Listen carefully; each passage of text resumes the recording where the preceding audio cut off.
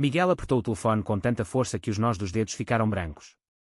No ecrã, a mensagem piscava como uma bomba relógio. Desculpa, mas não posso casar contigo. É melhor assim.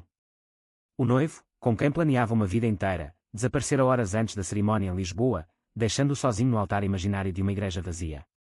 Mas o verdadeiro choque veio quando Miguel, correndo para o aeroporto de Humberto Delgado em pânico, colidiu com um estranho de olhos penetrantes, que, em vez de se desculpar, murmurou: "Você parece alguém que acabou de perder tudo, posso ajudar?"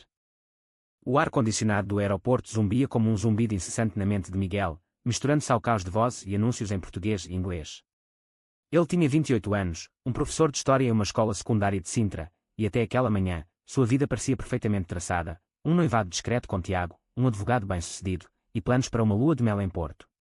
Mas Tiago, sempre tão reservado sobre sua família conservadora, havia enviado aquela mensagem fria, revelando uma traição que Miguel nunca imaginara. É melhor assim, o que isso significava? Miguel sentou-se em um banco de plástico, as malas abandonadas ao lado, sentindo o peso da aliança no dedo como uma algema. O estranho, que se apresentou como André, sentou-se ao seu lado sem pedir permissão. André tinha 30 anos, um arquiteto de Faro que viajava frequentemente para projetos em Lisboa, com cabelos loiros desarrumados pelo vento e uma cicatriz sutil na sobrancelha esquerda, lembrança de um acidente de moto na juventude. "Não sou de meter na vida alheia", disse ele com um sotaque suave do sul, "mas você está tremendo. Quer um café? Ou algo mais forte?" Miguel hesitou, mas o desespero o fez aceitar. Enquanto bebiam em um café lotado, Miguel despejou a história: o noivado escondido porque a família de Tiago, católica fervorosa, nunca aceitaria um casamento gay, as noites de discussões sussurradas sobre como revelar a verdade, e agora, essa fuga covarde. André ouvia com atenção, seus olhos castanhos claros fixos em Miguel, como se estivesse analisando um blueprint defeituoso. "Sabe, eu passei por algo parecido", confessou ele após um silêncio. "Meu pai é um pescador tradicional em Faro, daqueles que acreditam que homens de verdade casam com mulheres e têm filhos. Quando eu saí do armário aos 20, ele me expulsou de casa. Perdi tudo, família, amigos da infância. Mas ganhei liberdade." Miguel sentiu um aperto no peito. Liberdade. Ele nunca pensara nisso. Sua própria família, em Sintra, era liberal em aparência: a mãe, uma enfermeira, e o pai, um engenheiro aposentado, mas ele sabia que por baixo da fachada progressista, havia expectativas, netos, uma vida normal. Tiago sempre fora o escudo perfeito, mas agora, sem ele, Miguel se sentia exposto. A conversa fluiu por horas, enquanto voos eram adiados por uma greve de controladores aéreos. André compartilhava histórias de projetos arquitetônicos que restauravam edifícios antigos em Lisboa, simbolizando para ele a reconstrução de vidas quebradas. Miguel, por sua vez, falava de suas aulas sobre a história portuguesa, como a ditadura de Salazar havia sufocado identidades, e quando sua própria repressão interna. "Você acha que eu errei em esconder tudo?", perguntou Miguel, voz trêmula. André balançou a cabeça. "Não errou, mas pagou o preço. A sociedade portuguesa mudou, mas em famílias como a nossa, o preconceito é como azulejos velhos, bonito por fora, mas rachado por dentro." Quando o sol começou a se pôr, tingindo o aeroporto de laranja, Miguel percebeu que seu voo para Porto, uma tentativa desesperada de fugir, fora cancelado. André ofereceu: "Vem comigo para o meu hotel em Lisboa. Não é nada romântico, só um sofá extra." Miguel aceitou, impulsionado por uma mistura de exaustão e curiosidade. No táxi, o silêncio era carregado, interrompido apenas pelo rádio tocando fado melancólico. Chegando ao hotel modesto no Bairro Alto, André preparou um chá, e eles continuaram a conversa até altas horas. Miguel sentiu uma conexão inesperada, como se André entendesse as camadas de dor que ele mal admitia para si mesmo. No dia seguinte, Miguel acordou com uma mensagem de Tiago: "Preciso te explicar. Encontra-me no café habitual." O coração de Miguel acelerou. Ele contou a André, que franziu a testa. "Vai, mas lembre-se, explicações não apagam traições." Miguel partiu, deixando André com um adeus hesitante. No café em Alfama, Tiago esperava, olhos inchados. "Minha família descobriu tudo. Meu pai ameaçou-me deserdar se eu casasse contigo." Eu entrei em pânico. Miguel sentiu raiva borbulhar. "E você me abandona no altar? Isso é amor." Tiago implorou perdão, prometendo lutar pela relação. Mas Miguel, influenciado pela conversa com André, questionou: lutar como? Escondendo mais. De volta ao hotel, André esperava com o jantar pronto. "Como foi?" Miguel desabafou, lágrimas rolando. André o abraçou, um gesto platônico, mas carregado de empatia. Naquela noite, eles compartilharam histórias mais profundas, André sobre um ex-namorado que o traíra por medo social, levando a uma depressão que quase custou sua carreira. Miguel admitiu seu medo de ser julgado na escola, onde rumores sobre sua orientação poderiam custar o emprego. A sociedade portuguesa é progressista na lei, mas no dia-a-dia, ainda há olhares, whispers, disse André. Miguel concordou, sentindo o peso da dupla vida. Os dias se estenderam com a greve, transformando o encontro casual em uma amizade intensa.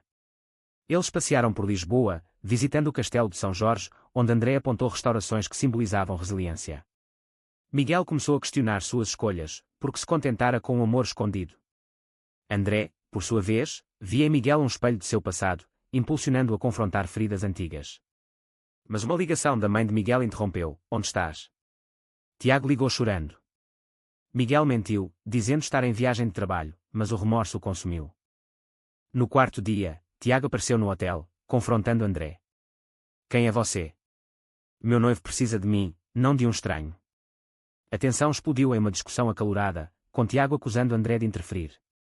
Miguel, no meio, sentiu o mundo desabar. Ele escolheu ficar com André por enquanto, mandando Tiago embora. "Preciso de espaço", disse. Mas a escolha veio com um preço, mensagens furiosas de Tiago, ameaçando contar à família de Miguel. André, calmo, aconselhou: "Em frente.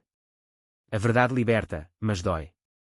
À medida que a greve terminava, Miguel enfrentava uma encruzilhada: voltar para Tiago e a vida conhecida, ou explorar o desconhecido com André. A atração crescia, sutil, em olhares prolongados e toques acidentais. Mas o medo de outra traição pairava. "E se eu for como Tiago?", pensou Miguel. André, lendo sua mente, disse: "Todos temos medos, mas o amor real exige risco." Miguel acordou com o som de chuva batendo na janela do hotel, um ritmo constante que ecoava sua confusão interna. Após o confronto com Tiago, ele passara a noite em claro, questionando se sua decisão impulsiva não era apenas uma fuga. André, dormindo no sofá, parecia sereno, mas Miguel sabia que por trás daquela fachada havia camadas de dor própria. Ele decidiu caminhar sozinho pelas ruas molhadas do bairro Alto, onde o cheiro de pastéis de nata misturava-se ao ar úmido, tentando clarear a mente. De volta, encontrou André preparando o pequeno almoço. "Ontem foi intenso", disse André, servindo ovos mexidos. Miguel assentiu, abrindo-se sobre sua família, a mãe, sempre protetora, que sonhava com um filho, feliz, em um casamento tradicional, o pai, que, apesar de progressista, evitava tópicos delicados como a orientação sexual. "Se eles souberem, vão me apoiar? Ou vão me ver como uma decepção?" André compartilhou sua própria história. Após ser expulso, reconstruiu a vida em Lisboa, mas o pai nunca mais falou com ele. A família é sangue, mas às vezes, o amor escolhido é mais forte. A conversa evoluiu para planos futuros. Miguel mencionou seu sonho de escrever um livro sobre a história LGBT em Portugal, desde os tempos da Inquisição até a legalização do casamento gay em 2010. André incentivou: "Faça isso. Sua voz importa." Mas uma ligação interrompeu. Era a irmã de Tiago, furiosa. "Você destruiu meu irmão. Ele está bebendo sem parar."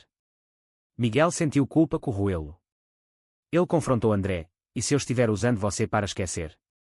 André, magoado, respondeu: "Não sou um rebound.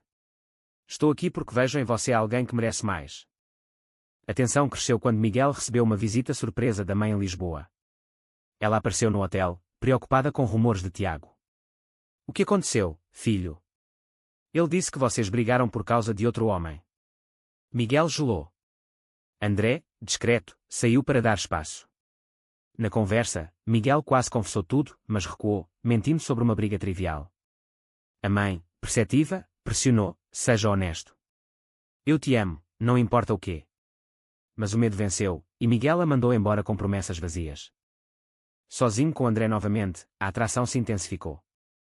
Eles jantaram em um restaurante típico, comendo bacalhau e bebendo vinho verde. André tocou na mão de Miguel, um gesto que enviou arrepios. "Eu sinto algo por você", admitiu André. Miguel retribuiu, mas o remorso por Tiago o paralisou. Naquela noite, eles compartilharam a cama platonicamente, conversando sobre sonhos e medos até o amanhecer. Miguel sonhou com um futuro livre, mas acordou com realidade, uma mensagem de Tiago suplicando uma segunda chance. Decidindo confrontar, Miguel marcou um encontro com Tiago em um parque em Belém. Lá, sob os monumentos aos descobridores, Tiago chorou: "Eu errei, mas minha família me pressionou. Meu pai disse que me cortaria se eu seguisse em frente." Miguel sentiu pena, mas raiva também. E você escolheu eles em vez de mim? Isso é amor. Tiago prometeu mudar, mas Miguel viu a hesitação. Preciso de tempo, disse, voltando para André. André, esperando, ouviu o relato. Você merece alguém que te escolha sem reservas. Mas André tinha seus próprios demónios, um ex que o abandonara por pressão social, levando-o a duvidar de relacionamentos. E se eu te machucar também? A vulnerabilidade os uniu mais. Eles passaram dias explorando Lisboa, visitando o oceanário, onde peixes coloridos simbolizavam diversidade. Miguel começou a se abrir na escola, confidenciando a um colega sobre sua orientação, recebendo apoio inesperado. Porém, a sociedade interveio. Rumores se espalharam, pais de alunos questionaram a moral de Miguel, ameaçando reclamar à direção. Ele enfrentou uma reunião tensa, defendendo-se: minha vida pessoal não afeta minhas aulas. Mas o estresse o consumiu.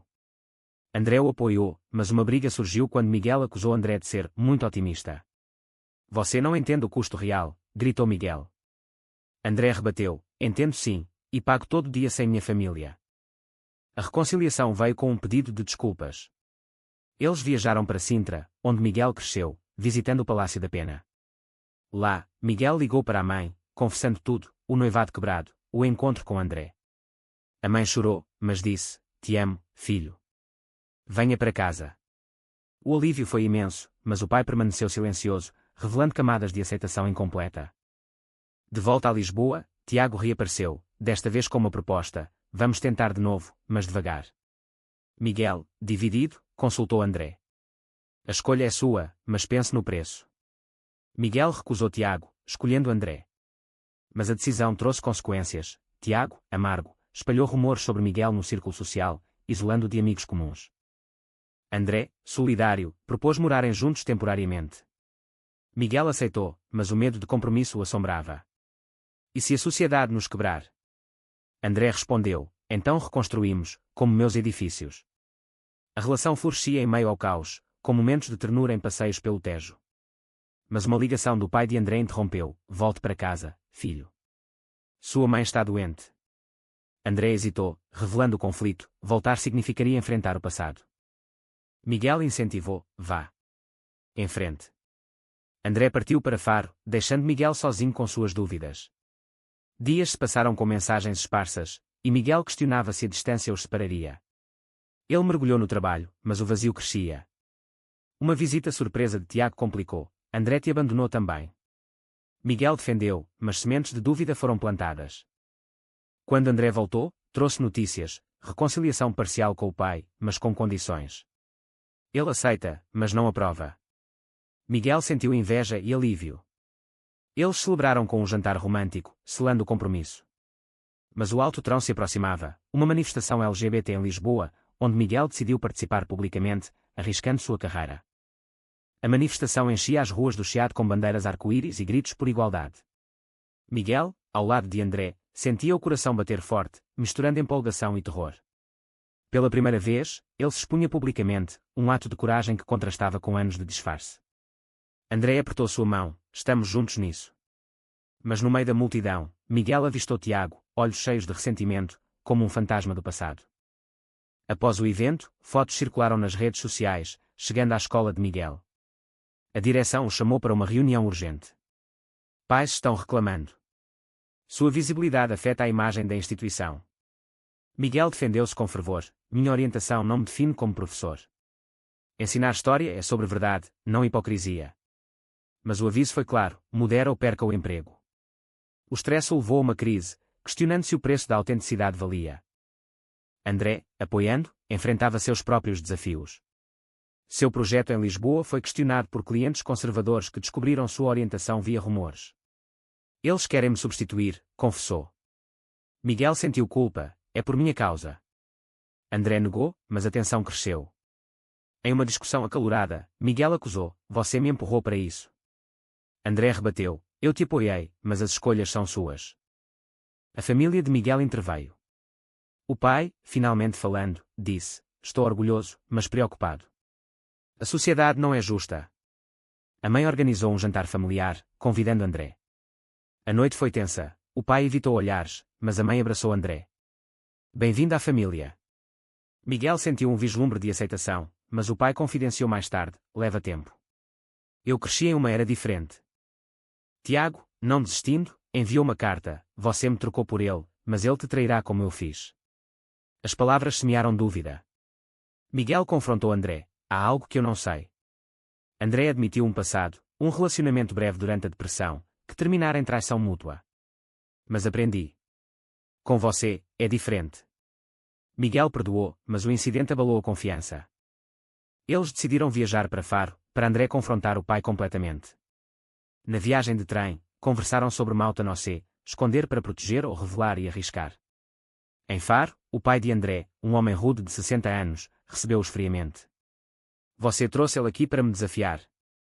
André respondeu: para te mostrar que sou feliz. A discussão escalou, com o pai acusando: isso é contra Deus e a natureza. Miguel interveio: amor não é contra nada. É humano. A mãe de André, doente mas lúcida, mediou: deixe-o ser. O pai cedeu parcialmente, permitindo visitas, mas sem aprovação plena. A vitória foi agridoce, custando lágrimas e noites insones. De volta a Lisboa, Miguel perdeu um amigo de infância que o julgou: você mudou. Não te reconheço. O isolamento social pesava, mas André era um curadouro. Uma oportunidade surgiu, um seminário sobre direitos LGBT na universidade, convidando Miguel para palestrar. Ele aceitou, apesar do risco. Na apresentação, compartilhou sua jornada, recebendo aplausos e críticas. Um aluno questionou: vale o preço? Miguel respondeu: sim, porque silêncio custa mais. André, na plateia, sorriu orgulhoso.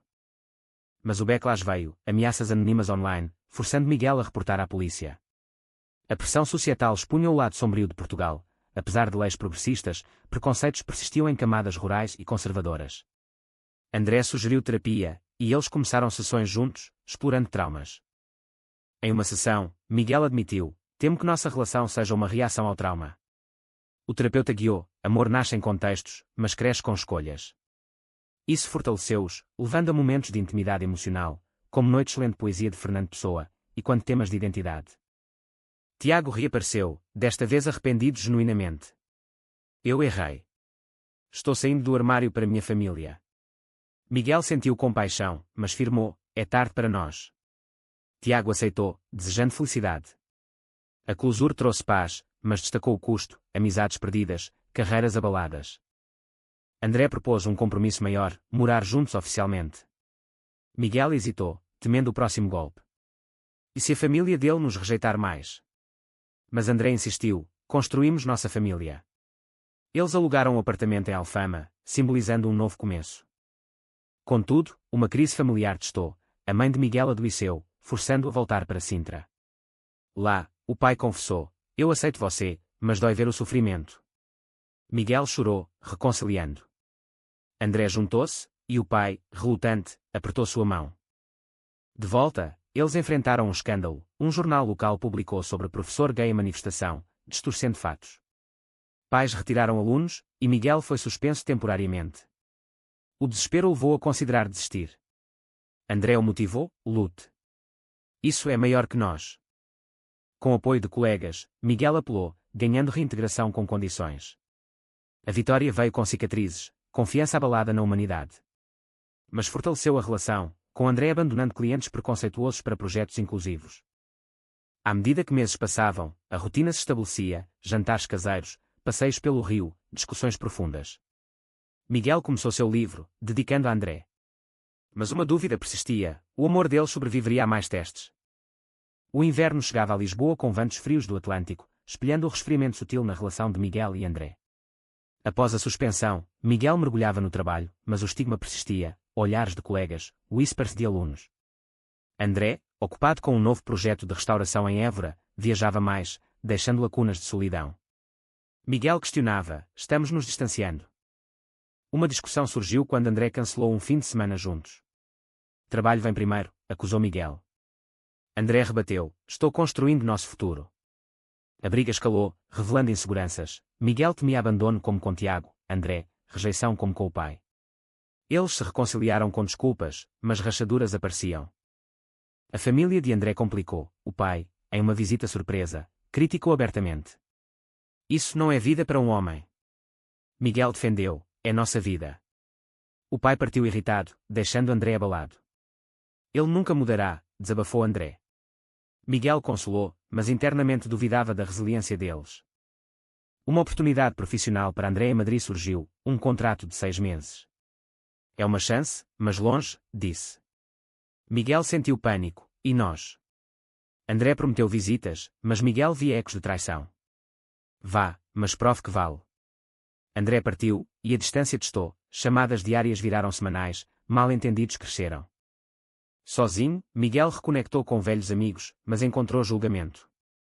Um deles disse, você escolheu um caminho difícil. Isso o levou a uma crise de identidade, valia sacrificar tanto por amor. Ele visitou Tiago, agora em uma relação aberta, buscando conselho. Não repita meus erros, disse Tiago. Miguel saiu confuso. Mensagens de André diminuíam, e rumores de um colega em Madrid chegaram. Miguel confrontou por videochamada, a alguém. André negou veementemente, é paranoia. Mas a semente plantada germinou, levando a uma pausa proposta por Miguel. Preciso de espaço.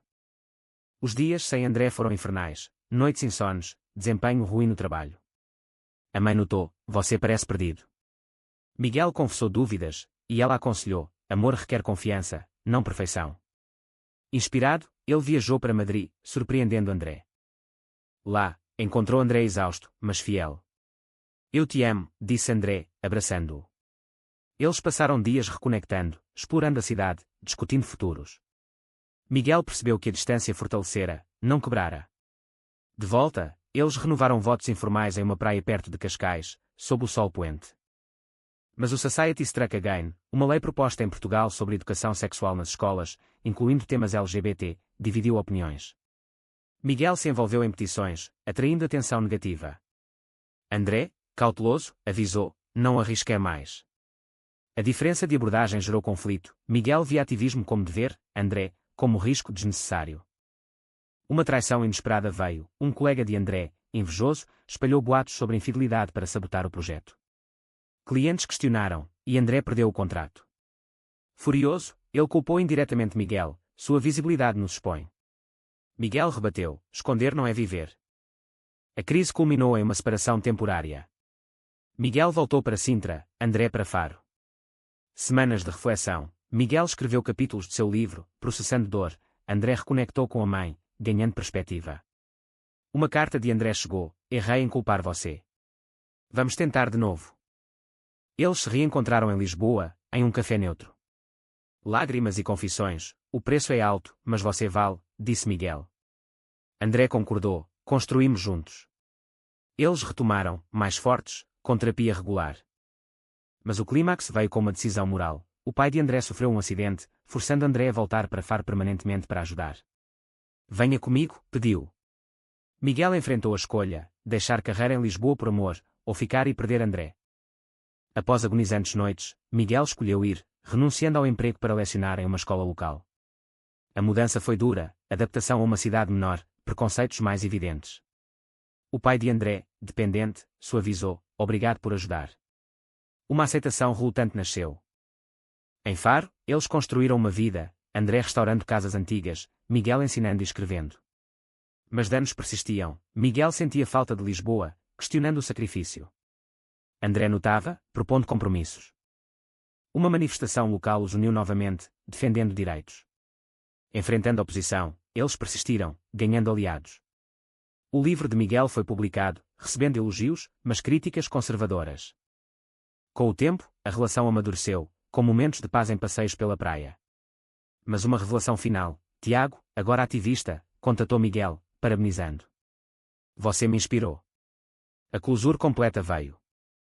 Contudo, o preço era visível, amizades perdidas, carreiras alteradas, famílias tensionadas. Miguel refletia, valeu. André respondia, sim, porque somos autênticos.